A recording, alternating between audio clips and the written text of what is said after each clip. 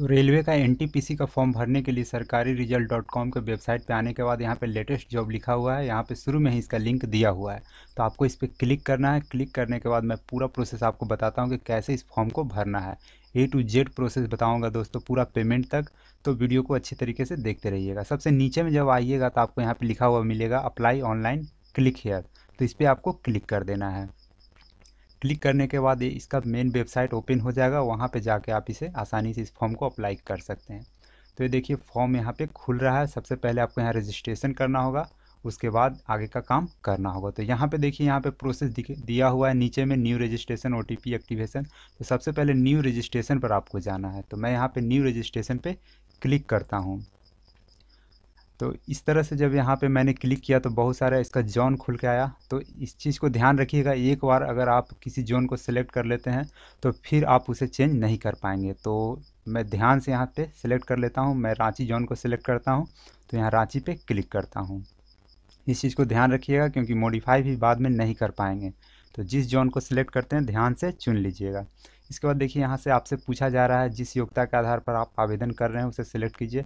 आप इंटर पे करना चाहते हैं या फिर ग्रेजुएशन पर करना चाहते हैं। तो मैं ग्रेजुएशन पर करना चाहता हूँ, तो इसे सिलेक्ट किया। समुदाय आप यहाँ से सिलेक्ट कर सकते हैं किस कैटेगरी के हैं। तो मैं ओबीसी हूँ, तो यहाँ से सिलेक्ट कर लेता हूँ। इसके बाद यहाँ पे पूछा जा रहा है कि क्या आप किसी तरह से विकलांग हैं। तो हैं तो यस कर दीजिए, नहीं है तो नो कर दीजिए। उसके बाद आपको यहाँ पे नीचे में पूछा जा रहा है चेक अवेलेबिलिटी, तो इस पर आपको क्लिक कर देना है। फॉर्म को थोड़ा ध्यान से भरिएगा दोस्तों, क्योंकि अगर कुछ गलती हो जाएगा तो फिर उसे सुधारने के लिए आपको 100 रुपया खर्च करना पड़ेगा। तो इस तरह से यहाँ पे मैंने चुना था रांची। तो रांची के लिए यहाँ पे देखिए नीचे में सब कुछ खुल के आ रहा है, रांची से रिलेटेड चीज़ें। तो यहाँ पे रांची से रिलेटेड चीज़ें सारा चीज़ खुल के आ रहा है कि कितना इसमें वैकेंसी है। और साथ में यहाँ पे अदर आरआरबी अन्य आरआरबी पोस्ट की उपलब्धता के बारे में भी यहाँ पे, अहमदाबाद के बारे में भी यहाँ पे दिखला रहा है। नीचे में सारा कुछ का दिखा देगा, जितने भी बोर्ड हैं आरआरबी के वो सारा कुछ का दिखा देगा। किस में आपको अप्लाई करना है वो सारा कुछ यहाँ पे दिखलाई दे रहा है कि किस में कितना सीट है। तो खैर हमने तो आरआरबी रांची को चुना है, तो इसीलिए सबसे पहले रांची वाला ही लिंक यहाँ पे आपको देगा। जैसे देखिए सबसे पहले रांची वाला ही लिंक है। मैं इसे ऊपर करता हूँ। ये देखिए, ये जितना कुछ भी दिखा रहा है ये रांची वाला दिखला रहा है। तो यहाँ पे देखिए रांची यहाँ लिखा हुआ है और इसका सारा कुछ दिखला रहा है। तो यहाँ पे से मैं कर देता हूँ इसे अप्लाई। अगर नीचे में जाइएगा तो इसका और अदर जितने भी आरआरबी हैं, देखिए यहाँ पे लिखा हुआ post ability in other RRBs. तो अदर में मैं नहीं कर सकता हूँ क्योंकि मैंने पहले ही रांची चुन लिया हूँ। तो थोड़ा ध्यान से दोस्तों, मैं धीरे धीरे बतला रहा हूँ ताकि आप लोगों को कोई कन्फ्यूजन ना हो। तो मैंने रांची पहले चुन लिया हूँ, इसलिए शुरू में रांची आ रहा है और मैं रांची में ही अप्लाई कर सकता हूँ। तो यहाँ अप्लाई पे मैं क्लिक कर देता हूँ। तो ये मैंने क्लिक कर दिया। अब फॉर्म फिर से दूसरा पेज पे लेकर जा रहा है और वहाँ पे कुछ डिटेल हमें भरने के लिए बोला जाएगा। तो वहाँ पे कुछ भरूंगा, जो कुछ भी हमसे पूछा जाएगा वो। तो ये थोड़ा सा सर्वर शायद बिजी होने लगा है, तो इसलिए स्लो चल रहा है। थोड़ा सा इंतज़ार कर लेते हैं।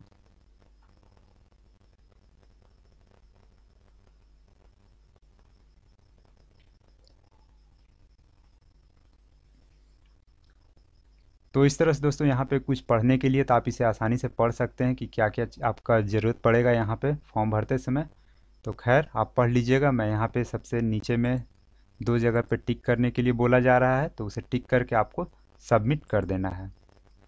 सबमिट करने के बाद आपके पास फिर से एक नया फॉर्म खुलेगा, उसमें आपको कुछ चीज़ें भरने को कहा जाएगा। जैसे रांची बोर्ड मैंने चुन लिया है, तो ये पहले से सिलेक्ट हो चुका है। अब मैं यहाँ पे नाम भरूँगा।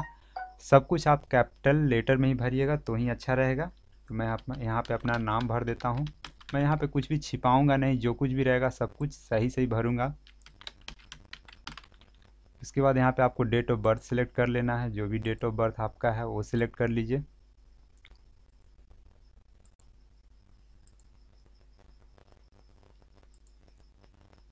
यहाँ पे आधार कार्ड है तो यहाँ पे आधार कार्ड चुन लीजिए, और नहीं है तो आप लिख सकते हैं I do not have Aadhaar card, यहाँ पे सिलेक्ट कर सकते हैं। ऐसे मेरे पास आधार कार्ड है तो मैं यहाँ पे डाल देता हूँ।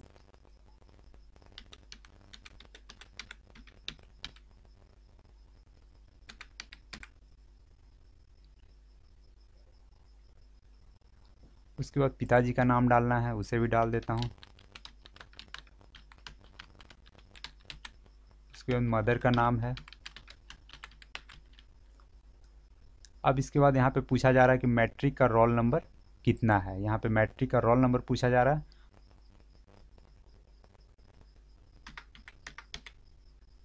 तो मैंने मैट्रिक का रोल नंबर डाल दिया और यहाँ पे आपसे पूछा जा रहा है कि किस साल आप मैट्रिक को पास किए हैं। तो उसे यहाँ से चुन लीजिए, आपने जिस साल भी मैट्रिक पास किया है। तो मैंने 2009 में पास किया है तो 2009 सेलेक्ट कर लिया। यहाँ पे मोबाइल नंबर आपको डालना ज़रूरी है, ऐसा मोबाइल नंबर डालिएगा जो कि अभी आपके पास हो, क्योंकि उसमें OTP जाएगा। तो मैं डाल देता हूँ। उसके बाद फिर से वही नंबर आपको नीचे में रिपीट कर देना है। इसके बाद ईमेल आईडी भी दोस्तों वही डालना है जो कि आपके पास हो, क्योंकि उसमें भी OTP जाएगा। तो इसे डाल दीजिए, आप स्मॉल लेटर में यहाँ डालिएगा ईमेल आईडी को।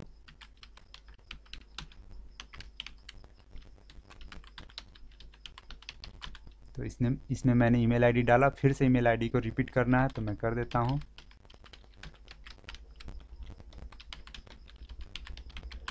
उसके बाद दोस्तों एक बड़ा सा यहाँ पे कैप्चा है जिसे आपको भरना है। कैपिटल लेटर में सब कुछ दिया हुआ, कैप्चा को चेंज करना है। अगर समझ में ना आए तो यहाँ से क्लिक करके आप चेंज कर सकते हैं। तो यहाँ पे सब कुछ समझ में आ रहा है तो मैं यहाँ पे इसे ऐसे ही रहने देता हूँ, NSE, उसके बाद D और S। और यहाँ पे नीचे में कुछ घोषणा है, उस पर टिक कर दीजिए। टिक करने के बाद आपको यहाँ करना है क्लिक टू कंटिन्यू। तो यहाँ पे मैं कर देता हूँ कंटिन्यू और उसके बाद थोड़ा सा वेट। इसके बाद देखिए दोस्तों आपसे क्या बोला जा रहा है। यहाँ पे सारा कुछ डिटेल भरा हुआ है, वो दिखला रहा है कि आप चेक कर लीजिए, कुछ सही है कुछ गलत है तो फिर चेंज कर सकते हैं। इसके बाद आपको यहाँ पे फिर से 2 जगह टिक करने बोला है तो मैं टिक कर देता हूँ। और टिक करने के बाद, सॉरी 2 जगह नहीं, सिर्फ आपको ये हरा वाला में टिक करना है। तो इसमें टिक करना है, उसके बाद सबमिट कर देना। अगर कुछ बदलना चाहते हैं तो इस पर क्लिक कीजिएगा और उसके बाद फिर से बैक आ जाइएगा। तो खैर मुझे कुछ बदलना नहीं है, मैं यहाँ टिक करता हूँ और उसके बाद सबमिट कर देता हूँ। सबमिट करने के बाद OTP जाएगा मेरे मोबाइल नंबर पे और ईमेल आईडी पे, सभी जगह पे जाएगा। देखिए यहाँ पे कुछ मैसेज उसी तरह का आ रहा है कि आपके मोबाइल नंबर पे और ईमेल आईडी पे OTP भेजा गया है, तो वहाँ से आप देख के डालिए। तो यहाँ पे मैं करता हूँ वेरीफाई थ्रू OTP। तो यहाँ पे मैं क्लिक करता हूँ। क्लिक करने के बाद मैं OTP डालूँगा अपने मोबाइल से देख के और साथ में ईमेल आईडी को देख के OTP डालूँगा। बहुत ही सिंपल सा फॉर्म है, लेकिन एक बार आप देख लीजिएगा तो बहुत ही आसान होगा आपको। तो देखिए ये रजिस्टर्ड ईमेल आईडी यहाँ से पूछा जा रहा है कि आपने जिस ईमेल आईडी को यूज़ किया है उसे यहाँ पे लिखिए। तो मैं यहाँ पे लिख देता हूँ।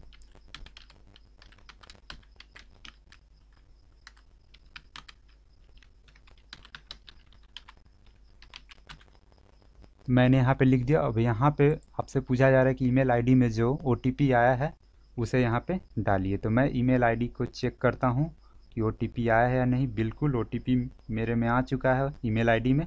तो यहाँ पे मेरा OTP 1150 है, तो 1150 मेरा OTP है, उसे लिख देता हूँ। और यहाँ मोबाइल में जो OTP आया है उसे लिखने के लिए बोला जा रहा है। तो बिल्कुल मोबाइल में भी OTP आ चुका है और ये मेरा है 1718। 1718 मैं इसे यहाँ डाल देता हूँ। इसके बाद कैप्चा कोड है, इसे मैं यहाँ पे भरता हूँ, S5R, उसके बाद 9, उसके बाद B। इसे मैं भर देता हूँ और इसके बाद इसे यहाँ से कर देता हूँ सबमिट। सबमिट पर मैं क्लिक कर देता हूँ। इसके बाद आपको यहाँ पे आपका रजिस्ट्रेशन नंबर जनरेट हो चुका है, तो रजिस्ट्रेशन नंबर को आप यहाँ से सेव कर सकते हैं।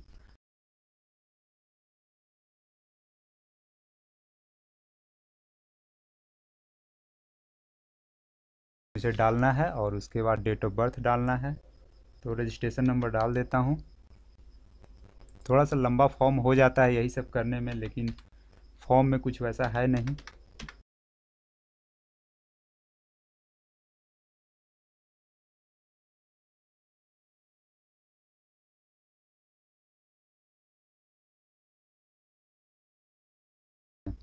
इसके बाद यहाँ पे आपको कैप्चा कोड डालना है। तो 8 है, 5 है, उसके बाद बड़ा D है, उसके बाद J है, उसके बाद 5 है।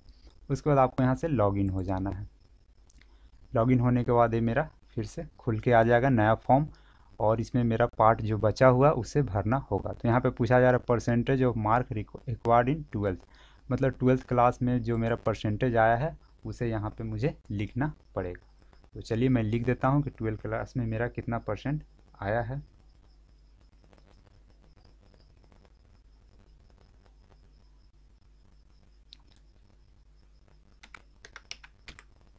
तो ये परसेंटेज मैंने लिख दिया 60.4%।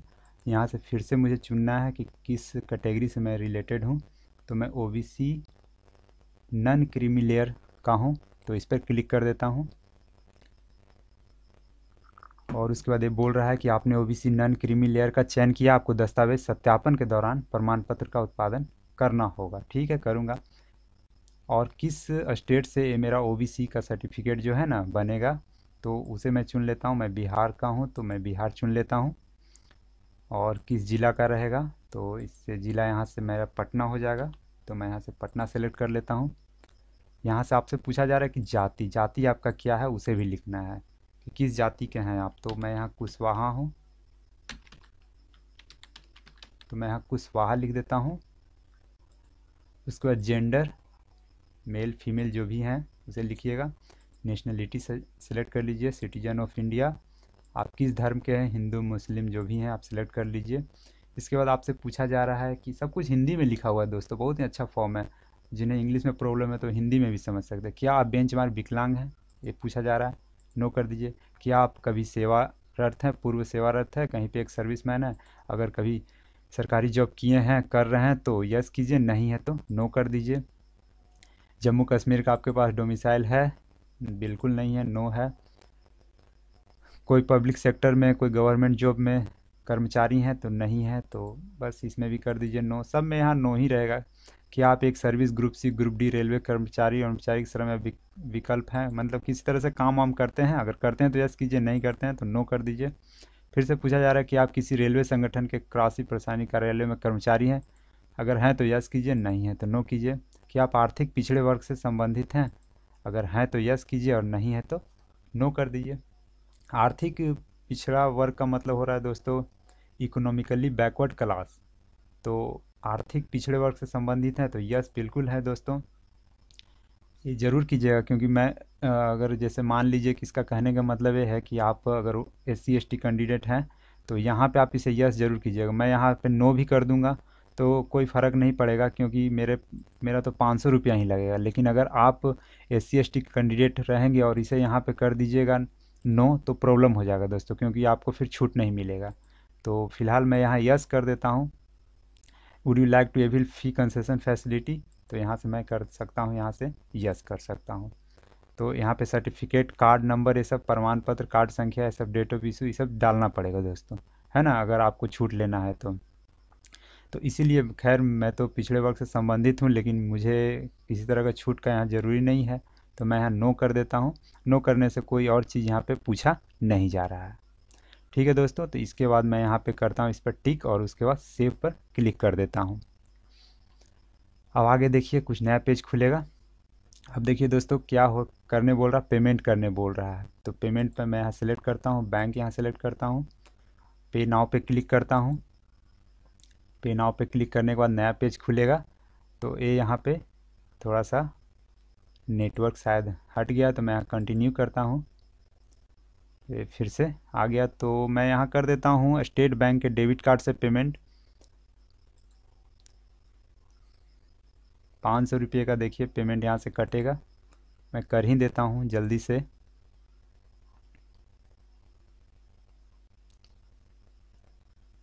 सारा डिटेल मैं यहाँ पे डाल देता हूँ।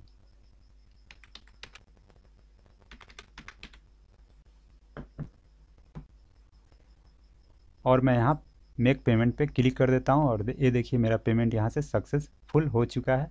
इसके बाद आप यहाँ 10 सेकेंड वेट कीजिएगा, तो आप फिर से उसी वेबसाइट पे चले जाइएगा। थोड़ा सा 10 सेकेंड इंतज़ार कर लीजिए। देखिए फिर से मैं वेबसाइट पे पीछे चला जा रहा हूँ। इसके बाद फिर से आपको यहाँ पे कुछ और भरने के लिए बोला जा रहा है, तो यहाँ सेलेक्ट कर लीजिए। देखिए क्या बोला है कि आप उसी खाते में धन वापसी प्राप्त करना चाहते हैं जिसके माध्यम से आपने भुगतान किया है। मतलब जो 400 लौटाया जाएगा उसके लिए यहाँ पे बोला जा रहा है दोस्तों। तो अगर आप जिस बैंक से अपना पैसा कटाए हैं उसी में अगर करना चाहते हैं तो यस, और नो करना चाहते हैं, अगर दूसरा बैंक में पैसा चाहते हैं तो नो कीजिएगा। तो नो कीजिएगा तो यहाँ पे कुछ और फिर से आपको खाता धारक ये सब सारा कुछ डालने के लिए बोला जाएगा, अकाउंट नंबर किस में आप चाहते हैं पैसा, तो यहाँ पे डाल दीजिएगा। तो खैर मैं दोस्तों उसी में चाहता हूँ रिटर्न, तो मैं यस कर देता हूँ ताकि हमको कोई प्रॉब्लम ना हो, ज़्यादा कुछ भरना ना पड़े। उसके बाद नेक्स्ट करता हूँ। नेक्स्ट करने के बाद यहाँ पे देखिए आपको पोस्ट प्रेफरेंस चुनना है। इसमें कि सबसे पहले आपको किसको रखना है।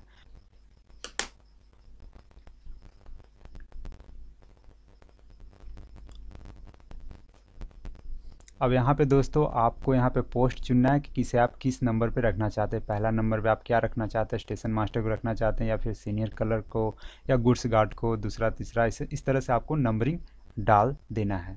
तो उसके लिए क्या करना है, यहाँ पे पहले सेट प्रेफरेंस प्राथमिकता सेट करें जो लिखा हुआ है, इस पर आपको क्लिक करना है। क्लिक करने के बाद आपको यहाँ पे आ जाएगा, तो नंबरिंग दे दीजिए। तो मैं पहले सबसे पहले स्टेशन मास्टर को यहाँ नंबरिंग कर देता हूँ। आप सिंपली 1 2 3 नंबर दे सकते हैं। फिर स्टेशन मास्टर इसको 2 कर देता हूँ। इसके बाद मैं गुड्स गार्ड को 3 कर देता हूँ। इसके बाद इसे कर देता हूँ 4।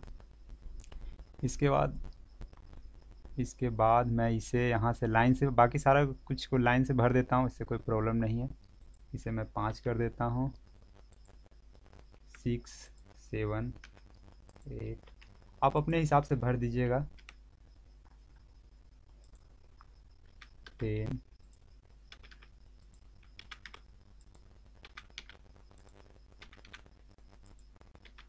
तो पूरा का पूरा 15 मैंने भर दिया है ना। स्टेशन मास्टर ईसीआर का 2 नंबर ही है और इसका भी 2 नंबर है, कैटेगरी नंबर है। एक नंबर में है कॉमर्स।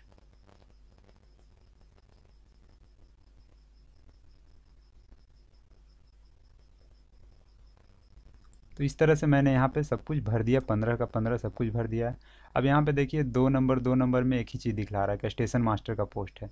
तो इसलिए दिखला रहा है क्योंकि एक ईसीआर का और एक एससीआर का है, तो इसलिए 2 नंबर एक ही चीज़ दिखला रहे हैं। यहाँ 3 3 दिखला रहा है, तो ईसीआर और एससीआर करके, तो उससे कोई प्रॉब्लम नहीं। आप नंबरिंग लाइन से कीजिएगा 1 2 3 4 5, ऐसा नहीं कि आप सेम सेम डाल दीजिएगा। तो ये हो गया। इसके बाद आपको यहाँ पे आई हैव वेरीफाइड पे क्लिक करके एक्सेप्ट कर देना है इसे यहाँ पे। उसके बाद दोस्तों कुछ नया चीज़ खुलेगा, ठीक है। ऊपर में देखिए मेरा जो पोस्ट प्रेफरेंस है ये सब कुछ सेट हो गया, 1 2 3 नंबर जो भी मैंने यहाँ पे डाला सब कुछ सेट हो गया। इसके बाद आपको सारा डिटेल फिर से यहाँ पे भरना है। सबसे पहले मैट्रिक का भरते हैं, तो किस बोर्ड से पास किए हैं, तो मेरा स्टेट बोर्ड है उसे सेलेक्ट किया। तो स्टेट बोर्ड है तो कौन सा किस जगह का है, तो मेरा झारखंड बोर्ड का है, तो मैंने झारखंड सेलेक्ट किया। ज़िला पूछ रहा है, तो ज़िला यहाँ से मेरा धनबाद है, तो मैं यहाँ से धनबाद सेलेक्ट कर लेता हूँ।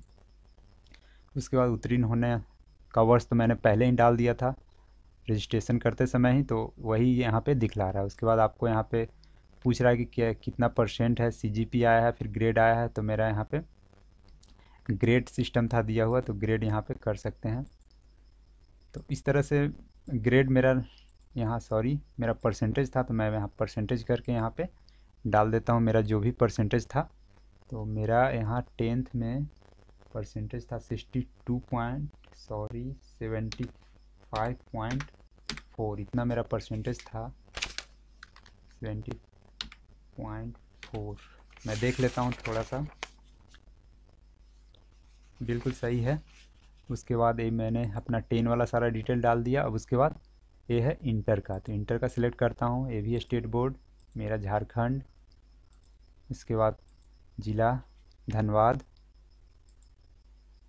उत्तीर्ण होने का वर्ष कब मैंने उत्तीर्ण किया था इंटरमीडिएट, तो ये मैंने 2011 में किया था, तो ये 2011 मैंने सेलेक्ट किया। 60.4 ये पहले से मेरा डाला हुआ है। इसके बाद ग्रेजुएशन के बारे में, किससे ग्रेजुएशन किया हूँ, तो मैं बीएससी मेरा बीएससी यहाँ पे मिल जाएगा।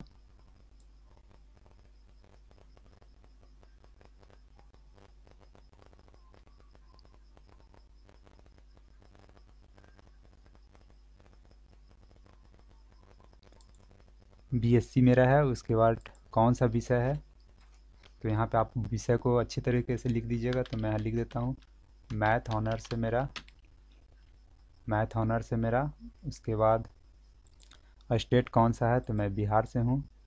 और यहाँ पे डिस्ट्रिक्ट अपना चुन लीजिएगा, तो डिस्ट्रिक्ट मेरा पटना, ये मेरा अरवल डिस्ट्रिक्ट था। उसके बाद ईयर ऑफ पासिंग कब पास किया मैंने, तो ये मैंने पास किया है 2019 में ही पास किया है। उसके बाद यहाँ पे कितना परसेंट आया है उसे लिख देना है, तो जो भी परसेंट है वो मैं लिख देता हूँ 62.87। इसके बाद अदर डिटेल्स भरना है, तो उसे सेलेक्ट करता हूँ। मदर्स का लैंग्वेज क्या है, तो माँ किस भाषा में बोल सकती है, या किस लैंग्वेज में बात करती है या फिर जो भी, तो हिंदी है, मेरी माँ हिंदी बोलती है तो हिंदी यहाँ पे सिलेक्ट हुआ। इसके बाद आपसे पूछा जा रहा है परीक्षा की पसंद किस भाषा में आप एग्ज़ाम देना चाहते हैं, तो बिल्कुल हिंदी में देना चाहता हूँ, इसमें कोई शक नहीं है। आपको जिस भाषा में देना है वहाँ से यहाँ से सिलेक्ट कर सकते हैं। मैंने हिंदी सिलेक्ट किया। उसके बाद आपको यहाँ पे एड्रेस डालना है कि अगर किसी तरह का मैसेज या फिर कोई लेटर आपके पास भेजा जाए तो कौन सा एड्रेस पर भेजा जाए, वो सारा कुछ यहाँ पे आप सिलेक्ट कर लीजिएगा। तो मैं यहाँ पे उसे भर देता हूँ।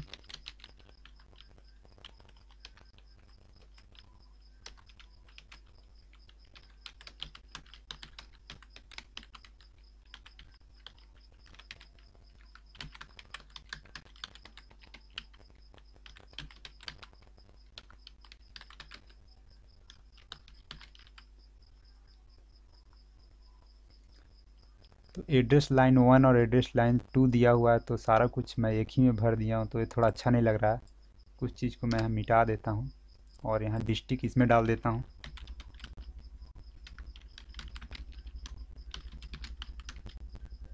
सब कुछ डाल देता हूँ और उसके बाद नीचे में भी भरने के लिए है तो इसे भी भर दूँगा।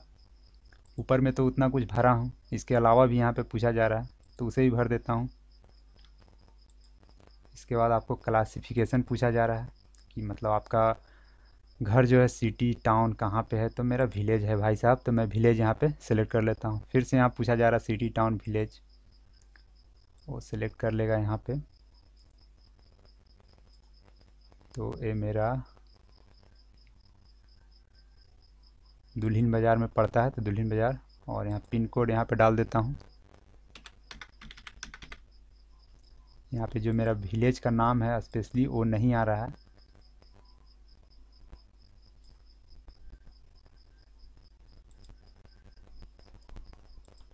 जो आपका अगर नहीं आए शहर कस्बा जो यहाँ पे है ऑप्शन में, तो आप अदर सेलेक्ट कीजिएगा, तो नीचे में आपके पास एक ऑप्शन आ जाएगा, तो वहाँ पे आप अपने गांव का नाम लिख दीजिएगा। ये चीज़ थोड़ा सा ध्यान यहाँ पे रखिएगा, है ना। अदर अदर सेलेक्ट कर लीजिएगा तो यहाँ पे आपको गांव सेलेक्ट करने का ऑप्शन आ जाएगा। उसके बाद आपको फिर से यहाँ पे जितने भी कन्फर्म वाला टिक है उसको सिलेक्ट कर लीजिए। आई एग्री, यहाँ पे देखिए पहले से टिक है, आई डोंट कर दीजिएगा तो वो नहीं होगा, इस पर टिक करना, उसके बाद इस पर टिक करना, उसके बाद नेक्स्ट कर देना है।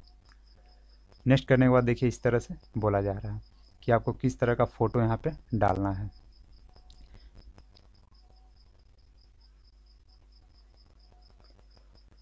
अब यहाँ पे आपको फ़ोटो चुनना है और अपलोड करना है। तो फ़ोटो कुछ इस तरह का होना चाहिए।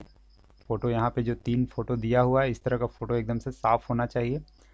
और फ़ोटो चुनिए, आप यहाँ पे नाम भी लिख सकते हैं फ़ोटो पे, अपना नाम, और जिस दिन फ़ोटो आप खिंचवाए हैं उसका डेट भी रहेगा तो उससे कोई प्रॉब्लम नहीं है, क्योंकि दोनों जगह पे कुछ इस तरह का दिया हुआ है। यहाँ पे कुछ नहीं बतलाया गया कि फ़ोटो पे नाम देना है या कुछ देना है, लेकिन यहाँ पे लिखा हुआ कि 1/1/2019 को या उसके बाद का लिया गया हो। तो एक कब पता चलेगा, जब इस पे फ़ोटो पे नाम और उसका डेट लिखा हुआ रहे जिस दिन फ़ोटो खींचा गया, तभी ये पता चलेगा। तो मैं कुछ इसी तरह का फ़ोटो यहाँ पे अपलोड करता हूँ। बिल्कुल फॉर्म रिजेक्ट नहीं होगा, आप घबराइए मत। आप मैं जो फ़ोटो सिलेक्ट कर रहा हूँ उस तरह का फ़ोटो आप सिलेक्ट कर सकते हैं। तो देखिए इस तरह का फ़ोटो है मेरे पास, तो मैं इसे यहाँ से सिलेक्ट कर लेता हूँ। मैं थोड़ा आपको दिखला देता हूँ। देखिए ये फ़ोटो है, नाम लिखा हुआ, और जिस दिन फ़ोटो मैंने इसे खिंचवाया हूँ वो यहाँ पे लिखा हुआ, तो इसे मैं सिलेक्ट कर लेता हूँ, कोई प्रॉब्लम नहीं है। तो मैं इसे यहाँ से सिलेक्ट कर लेता हूँ, 26.1 KB का है, और इसे यहाँ से अपलोड करता हूँ। ये देखिए फ़ोटो मेरा सक्सेसफुली अपलोड हो गया है, तो इसे मैं बंद कर देता हूँ। एकदम से बहुत अच्छे तरीके से फ़ोटो अपलोड हुआ है। इसके बाद सिग्नेचर भी अपलोड करना है, सिग्नेचर अपलोड कर देता हूँ। मैंने डेस्कटॉप पे ही अपना सिग्नेचर रखा हूँ, तो इसे भी अपलोड कर देता हूँ।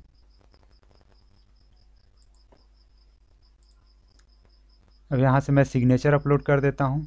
तो ये मेरा सिग्नेचर यहाँ पे 17 KB के आसपास, इसे अपलोड कर देता हूँ। तो ये मेरा सिग्नेचर भी अपलोड हो गया, इसे क्लोज़ कर देता हूँ। बिल्कुल मेरा सिग्नेचर यहाँ अपलोड है। तो फ़ोटो भी अपलोड, सिग्नेचर भी अपलोड। अब इसे करता हूँ सबमिट, यहाँ पे डिक्लेरेशन को टिक करना है, उसके बाद सबमिट कर देना है। जैसे ही सबमिट करेंगे उसके बाद देखिए आपका यहाँ पे एप्लीकेशन कंप्लीट हो गया, आपने पूरी तरीके से फॉर्म भर दिया। अब यहाँ से आप प्रिंट एप्लीकेशन ले सकते हैं आसानी से। तो